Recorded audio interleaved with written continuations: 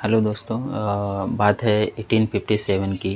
Year 1857 में Britishers India के अंदर आ चुके थे और उन्होंने बहुत ही अच्छे से यहाँ इंडिया के अंदर कदम रख चुका था व्यापार के बहाने से। उनका मेन मोटिव था कि इंडिया को पूरी तरह से जब कब्जा कर लेना।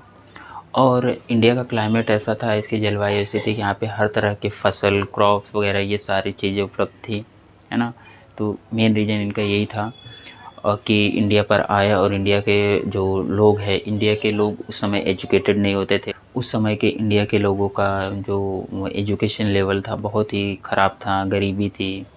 तो इसका फ़ायदा उन्होंने भरपूर उठाया ब्रिटिशर्स ने। तो उस समय बहुत से ऐसे प्रभावशाली लोग भी आए, जैसे रानी लक्ष्मीबाई और मंगल पांडे जैसे प्रभावशाली लोग। उन्हें अंग्रेज़ों के विरुद्ध यहाँ पे लड़ाई की, फ्रीडम फॉर इंडिपेंडेंस 1857। फिर भी यहाँ पे ज़्यादा कुछ फ़र्क नहीं पड़ा ब्रिटिशर्स का, क्योंकि उनको थोड़े पावरफुल थे उस समय और इंडिया के अंदर थोड़ी यूनिटी की कमी थी उस समय। तो बात करते हैं, फिर आता है साल 1883, जहाँ पर एक बहुत ही प्रभावशाली व्यक्ति का जन्म होता है, जिन्हें हम स्वतंत्र वीर सावरकर जी बुलाते हैं। और ये जो वीर दामोदर विनायक दामोदर सावरकर, इनका पूरा नाम था वीर विनायक दामोदर सावरकर। ये महाराष्ट्र के अंदर बॉम्बे, उस समय का बॉम्बे पैदा हुए। तो यहाँ पर पैदा हुए, फिर बाद में उन्होंने अपनी हायर एजुकेशन के लिए यहाँ पे इंडिया, यानी इंडिया से इंग्लैंड गए, जो कि इंडिया हाउस में उन्होंने गए। और इंडिया हाउस ऐसी जगह थी जहाँ पर बहुत सारे जो युवा भारतीय है वो अपनी हायर एजुकेशन के लिए वहाँ पर जाते हैं, ठीक है। तो धीरे धीरे वह इंडिया हाउस भी एक पॉलिटिकल एक्टिविटीज़ जो ब्रिटिशर्स के ख़िलाफ़ जो स्टूडेंट थे उनके उनके अंदर एक भावना पैदा हुई कि हम ब्रिटिशर्स के ख़िलाफ़ कुछ करें। इंडिया हाउस के अंदर पॉलिटिकल एक्टिविटीज़ होने लगी, जिसके वजह से यहाँ पे बहुत सारे जो इंडियंस स्टूडेंट थे वो जमा होने लगे, एक साथ इकट्ठा होने लगे। उसमें विनायक दामोदर सावरकर भी थे, ठीक है। फिर उसके बाद हुआ क्या कि यहाँ पे बहुत बहुत मतलब एक विनायक दामोदर सावरकर जो थे एक पॉलिटिशियन, एक्टिविस्ट, और इसके अलावा यहाँ पे राइटर भी थे। और उस समय वीर सावरकर जी ने यहाँ पर एक बुक, जो किताब थी द वार ऑफ इंडिपेंडेंस, ठीक है, यह यहाँ पर उन्होंने पब्लिश किया। और इसके अंदर बहुत सारे जो 1857 में स्ट्रगल हुए थे, जो कि मैंने आपको वीडियो के शुरुआत में बताया था, जैसे रानी लक्ष्मीबाई, मंगल पांडे जैसे लोगों का इसमें जिक्र किया। धीरे धीरे वे अंग्रेज़ों के विरुद्ध बहुत सारी एक्टिविटीज़ करने लगे। हिंदू महासभा जैसे जो ग्रुप्स होते हैं उनको क्रिएट करना, है ना। अंग्रेज़ों के ख़िलाफ़ जो राजनीति करनी है, मतलब अंग्रेज़ों के ख़िलाफ़ जो पॉलिटिकल चीज़ें करनी है जिससे अंग्रेज़ यहाँ से चले जाएं। और इस तरह ब्रिटिशर्स को जो विनायक दामोदर सावरकर थे उनसे उनको ख़तरा लगने लगा। और यहाँ पे वो ब्रिटिशर्स नहीं चाहते थे कि यहाँ पर यूनिटी क्रिएट हो, है ना, क्योंकि वो चाहते थे कि यहाँ पर कई सालों तक यहाँ पे अच्छे से राज करना, अच्छे से शासन करना, अपनी व्यवस्था को बनाए रखना।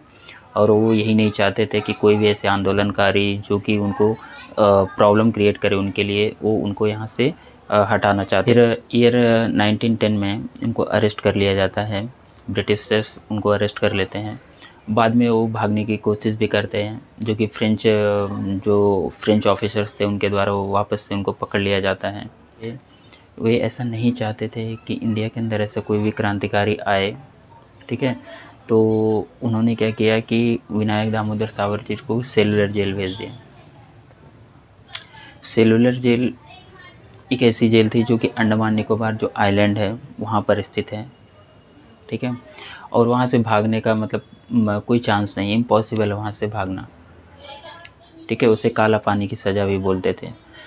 वे उनको इसके पहले, जब उन्होंने सेलुलर जेल में भेजा गया, उसके पहले उनको 2 टाइम्स यानी 2 बार लाइफ टाइम इम्प्रिजनमेंट की सज़ा सुनाई गई, इन्हें 2 बार आजीवन कारावास की सज़ा सुनाई गई।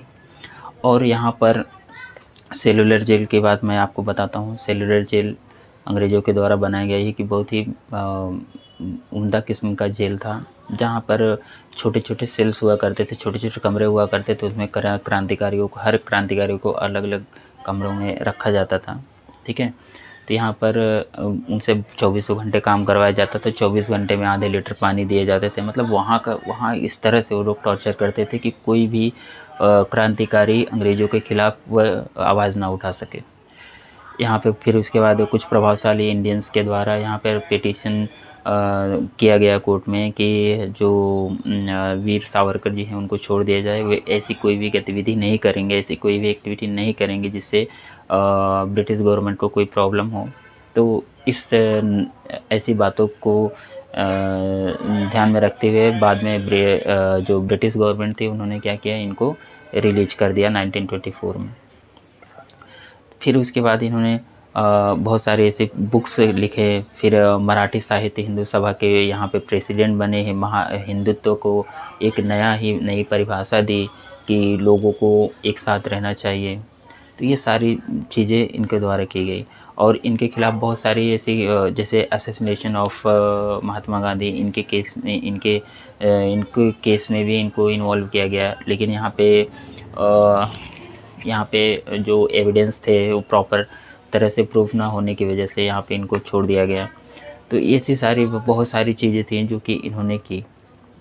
तो इसके ऊपर कुछ मूवीज़ भी बनी हुई हैं और कुछ बन भी रही हैं, तो आप ज़रा उसको ज़रूर देखना। मैं आपको एक बार रिकमेंड करूँगा कि आप सेलुलर जेल जाकर विज़िट करो।